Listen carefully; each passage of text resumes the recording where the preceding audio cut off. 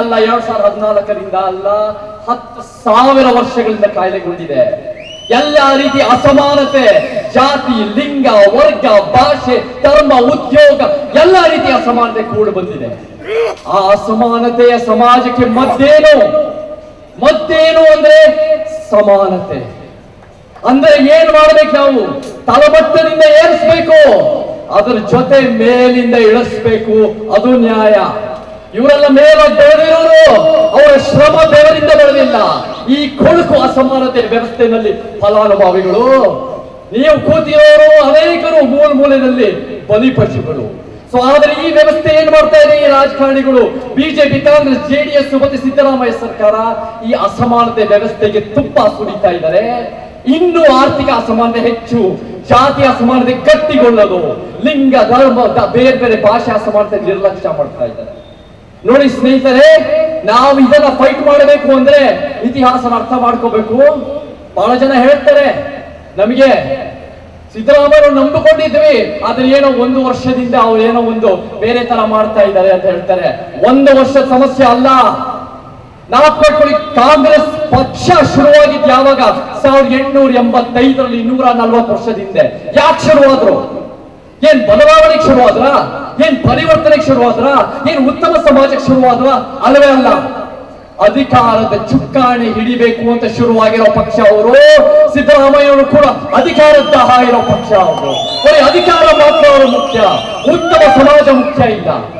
ಇದನ್ನ ಯಾರು ಗೊತ್ತಿತ್ತು? ಇದರ ಬಗ್ಗೆ ನಮ್ಮ ಮಾರ್ಗದರ್ಶಕರು ಬಾಬಾ ಸಾಹೇಬ್ ಅಂಬೇಡ್ಕರ್, ತಂದೆ ಪೆರಿಯಾರ್, ಕಾಂಶಿರಾಮ್, 3 ಜನರಿಗೂ ಗೊತ್ತಿತ್ತು. ಕಾಂಗ್ರೆಸ್ಸಿನ ಮೋಸ ಗೊತ್ತಿತ್ತು. ಬಾಬಾ ಸಾಹೇಬ್ ಏನ್ ಮಾಡ್ತಾರೆ? 1952ರಲ್ಲಿ ಕಾಂಗ್ರೆಸ್ ಎಲ್ಲಾನು ಸೋಸ್ತರನ್ನು ಗೊತ್ತಿತ್ತು. ನಾನು ಯಾವುದೇ ಕಾರಣಕ್ಕೂ ಆ ಪಕ್ಷಕ್ಕೆ ಸೇರಲ್ಲ, ಸದಸ್ಯನಾಗಲ್ಲ, ಅವ್ರ ವಿರುದ್ಧ ನಾನು ಸೋತರು ಪರವಾಗಿಲ್ಲ, ಚುನಾವಣೆ ನಡೆಸ್ತೀನಿ ಅಂತ ಚುನಾವಣೆ ನಡೆಸಿದ್ದಾರೆ. ಅವ್ರ ವಿರುದ್ಧ ಹೋರಾಟ, ಒಂದು ಪಕ್ಷ ಕಟ್ಟು, ಅದು ನಮಗೆ ಸಂದೇಶ. ತಂದೆ ಪೆರಿಯಾರ್ ಹೋರಾಟ ಮಾಡಿ 20-30 ವರ್ಷ ಕಾಂಗ್ರೆಸ್ ಇದ್ದಿದ್ದನ್ನ ಅವರು ತೆಗೆದುಹಾಕಿ 55 ವರ್ಷದಿಂದ ದ್ರಾವಿಡ ಶಕ್ತಿ ಇದೆ. ಯಾವ ಕಾಂಗ್ರೆಸ್ ಮೂಸಲೊಳಗಾಗಿಲ್ಲ ತಮಿಳುನಾಡಿನಲ್ಲಿ. ಕಾಂಶಿರಾಮ್ ಅವರು ಹೇಳ್ತಾರೆ, ಹುಲ್ಲಲ್ಲಿ ಮಲಗಿರೋ ಹಾವು ಕಾಂಗ್ರೆಸ್ ಅನ್ನೋದು ಗೊತ್ತಿತ್ತು. ಮತ್ತೆ ಏನ್ ಅರ್ಥ ಮಾಡ್ಕೋಬೇಕು ಅಂದ್ರೆ, ಇವತ್ತಿನ ದಿನ ನಮ್ಮೆಲ್ಲರಿಗೂ ಮನುವಾದ ನಮ್ಮ ಬಹಳ ದೊಡ್ಡ ಶತ್ರು, ಬ್ರಾಹ್ಮಣ್ಯವಾದ ಬಹಳ ದೊಡ್ಡ ಶತ್ರು. ಬಾಬಾ ಸಾಹೇಬ್ ಅಂಬೇಡ್ಕರ್ ಹೇಳ್ತಾರೆ, what Congress and Gandhi have done to untouchables ಅಂತ ಬರೀತಾರೆ. ಮನುವಾದ ಅಂದ್ರೆ ಕಾಂಗ್ರೆಸ್. ಪೆರಿಯಾರ್ ಹೇಳ್ತಾರೆ, ಬ್ರಾಹ್ಮಣ್ಯ ಅಂದ್ರೆ ಗಾಂಧಿ ಅಂದ್ರೆ ಬ್ರಾಹ್ಮಣ್ಯ. ಕಾಂಶಿರಾಮ್ ಹೇಳ್ತಾರೆ, ಗಾಂಧಿವಾದನೇ ಆಧುನಿಕ ಮನುವಾದ.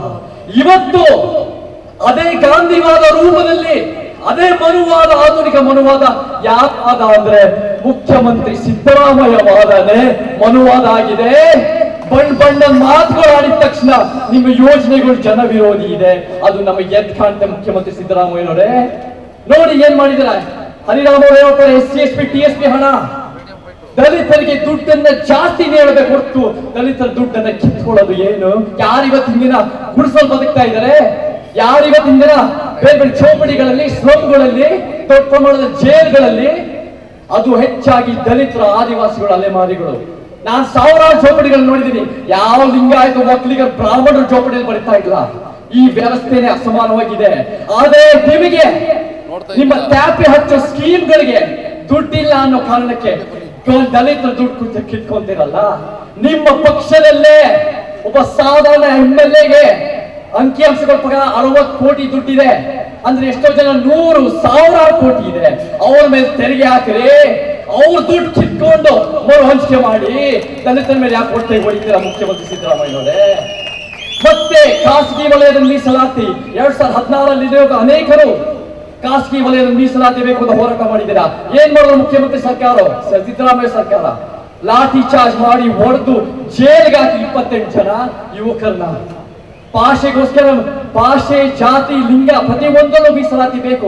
ಇವಾಗ ಒಂದು ಮಧ್ಯಾಹ್ನ ತಂದಿದ ತಕ್ಷಣ ಕ್ಯಾಬಿನೆಟ್ ನಲ್ಲಿ ರಾತ್ರಿ ಅದನ್ನ ಕಸದ ಬುಡ್ಡಿ ಹಾಕ್ತಾರೆ. ಯಾಕೆ? ಯಾರೋ ಕೆಲವು ಶ್ರೀಮಂತರು ಪೋಸ್ಟ್ ಹಾಕಿದ್ದಕ್ಕೆ. ಮುಖ್ಯಮಂತ್ರಿ ಸಿದ್ದರಾಮಯ್ಯರೇ, ನಿಮ್ಮ ನಿದ್ದೆ ಕೆಡಿಸೋರು ಯಾವ ಒಂದು ಬಿಜೆಪಿ, JDS ಅಥವಾ ಶ್ರೀಮಂತ ಕಾರ್ಪೊರೇಟ್ ಸ್ವಾರ್ಥಿಗಳಲ್ಲ. ನಿಮ್ಮ ನಿಜವಾಗ್ಲೂ ನಿದ್ದೆ ಕೆಡಿಸೋರು ನಮ್ಮಂತ ಸಮಾನತಾವಾದಿಗಳು, ನೈಜ ಅಂಬೇಡ್ಕರ್ ವಾದಿಗಳು. ಮಾಡಿ ನೀವು ಖಾಸಗಿ ವಲಯದ ಮೀಸಲಾತಿ. ಮತ್ತೆ ನಮಗೆ PTCಯಲ್ಲಿ ಇಲ್ಲೇ ದೊಡ್ಡ ಮಟ್ಟ ತಿಂಗಳಾನ್ಗಟ್ಟಲೆ ಎಷ್ಟೋ ಒಂದು ವರ್ಷ ಪ್ರತಿಭಟನೆ ಮಾಡಿದ್ರು PTC ಅವರ ಹೋರಾಟ ವಿಚಾರದಲ್ಲಿ. ಇವತ್ತು ನಿಮ್ಗೆ ಗೊತ್ತಿದೆ, ದಲಿತರು ವಂಚಿತ ಭೂಮಿ ವಂಚಿತರು, ಆದಿವಾಸಿಗಳು ಭೂಮಿ ವಂಚಿತರು. ಆದ್ರೆ ಆ ಸಮುದಾಯಗಳು ನ್ಯಾಯ ಒದಗಿಸ್ತೆ ನೀವೇನ್ ಮಾಡ್ತೀರಾ? ಇದು ಮೂಡ ಹಗರಣದಲ್ಲಿ 6 ಲಕ್ಷ ತಗೊಂಡು 8 ಕೋಟಿ ಅಂತ ನೀವು 23ರಲ್ಲಿ ಡಿಕ್ಲೇರ್ ಮಾಡಿ ಇವಾಗ 62 ಕೋಟಿ ರೂಪಾಯಿ ದುಡ್ಡು ಬೇಕು ಅಂತೆಲ್ಲ ಮುಖ್ಯಮಂತ್ರಿಗಳು ಸಿದ್ದರಾಮಯ್ಯನವರೇ. ದೇವರಾಜ ಅರಸು ಹುಟ್ಟದಪ್ಪ ಮಾಡಿದಾಗ ಅವ್ರಿಗೆ ಭಾರತ ರತ್ನ ಪ್ರಶಸ್ತಿ ಅಂತೀರಾ. ಭಾರತ ರತ್ನ ಪ್ರಶಸ್ತಿಯಿಂದ ನಮಗೇನು ಉಪಯೋಗ ಇಲ್ಲ. ನಮಗೇನ್ ಬೇಕು ಅಂದ್ರೆ ದೇವರಾಜ ಅರಸು ನೀವ್ ಹೇಳೋ ಬಿಲ್ಡಪ್ ತರ ಭೂ ಸುಧಾರಣೆ ಮಾಡಲ್ಲ, ನಮಗ್ ನ್ಯಾಯ ಒಂದು ಒದಗಿಸ್ಕೊಡಿ, PTC ವಿಚಾರದಲ್ಲಿ ನ್ಯಾಯ ಒದಗಿಸ್ಕೊಡಿ ಅಂತ ನಾವ್ ಹೇಳ್ತೀವಿ. ಮತ್ತೆ ಮುಖ್ಯವಾಗಿ ಜಾತಿ ಜನಗಣತಿ ಅನ್ನೋದು 9 ವರ್ಷಗಳಿಂದ ನಡೀತಾ ಇದೆ. 250 ಕೋಟಿ.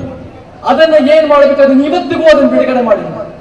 ಲಿಂಗಾಯತರು ಮತ ಚದುರತೆ ಅಂತ 2 ತಿಂಗಳಲ್ಲಿ ಆರಾಮಾಗಿ ಪ್ರತ್ಯೇಕ ಬಸವ ಧರ್ಮ ಮಾಡ್ತೀರಾ.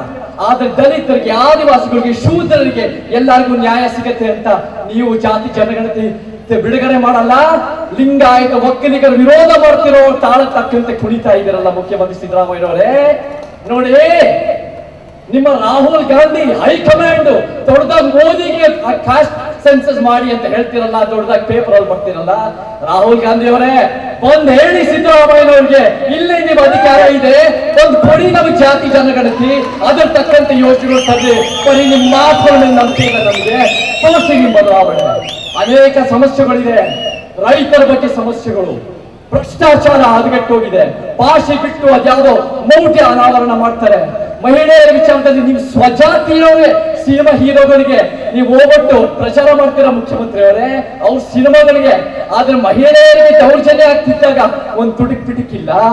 ನಮಗೆ ಕೇವಲ ಮೂಢ ಹಗರಣದ ಆರೋಪದ ಮೇಲೆ ನಿಮ್ಮ ರಾಜೀನಾಮೆ ಕೇಳ್ತಾ ಇಲ್ಲ. ನಿಮ್ಮ ಇಡೀ ವ್ಯವಸ್ಥಿತ ವೈಫಲ್ಯದಿಂದ ನೀವು ರಾಜೀನಾಮೆ ಕೊಡಬೇಕು ಮುಖ್ಯಮಂತ್ರಿ ಸಿದ್ದರಾಮಯ್ಯನವರೇ. ಇದು ಬರೀ ಕಾಂಗ್ರೆಸ್ ಹಠಾವ್ ದಲಿತ ಬಚಾವ್ ಅಲ್ಲ, ಸಿದ್ದರಾಮಯ್ಯನವರೇ ಹಠಾವ್ ದಲಿತರ ಬಚಾವ್ ಅನ್ನೋ ದೊಡ್ಡ ಮಟ್ಟಕ್ಕೆ ಬೇಕು.